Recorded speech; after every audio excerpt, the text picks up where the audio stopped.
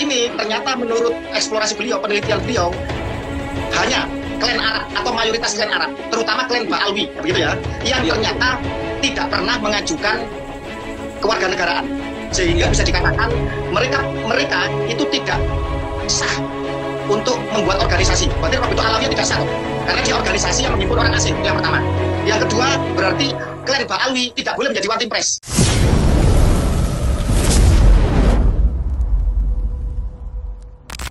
Nah, alhamdulillah teman-teman, ini ada kabar baik. Ya, beberapa hari yang lalu saya posting tentang ada Habib yang keluar-keluar di media sosial menantang pribumi, ya, kalau bisa silahkan adukan ke MK, usir kami dari Indonesia. Ditantang tuh sama Habib. Nah, ini ada video di mana kewarganegaraan Habib-Habib klan Ba'alwi itu digugat ke MK, teman-teman. Ini menarik, kita simak. Terjadi orang-orang Arab, orang-orang yang tidak punya pengesahan sebagai warga negara, ternyata ikut dan diajak dalam pemerintahan. Maka saya nggak rela negeri saya dipimpin oleh orang-orang yang tidak memiliki pengesahan sebagai warga negara. Itu dipicu dari itulah saya mengajukan uji materi, sehingga pasal 2 nanti inkonstitusional kecuali dibuktikan dengan pengesahan. Hanya kata-kata itu aja, dibuktikan. Karena selama ini dia nggak punya bukti itu.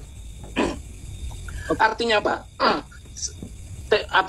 Panah saya ini saya tujukan kepada siapa saja sebenarnya.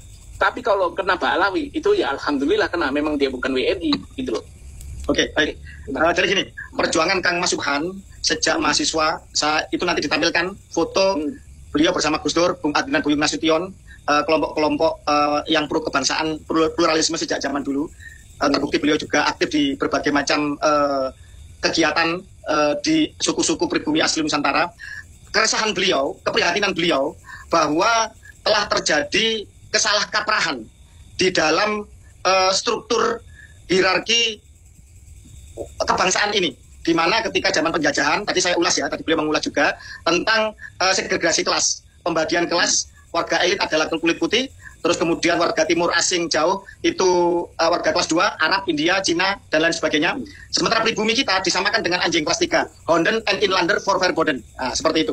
Nah, ini ternyata menurut eksplorasi beliau, penelitian beliau, hanya klan Arab atau mayoritas klan Arab, terutama klan Ba'alwi, begitu ya, yang ternyata tidak pernah mengajukan kewarganegaraan, sehingga bisa dikatakan mereka itu tidak sah untuk membuat organisasi. Berarti Rabitul Alawiyah tidak sah, karena dia organisasi yang menghimpun orang asing. Itu yang pertama.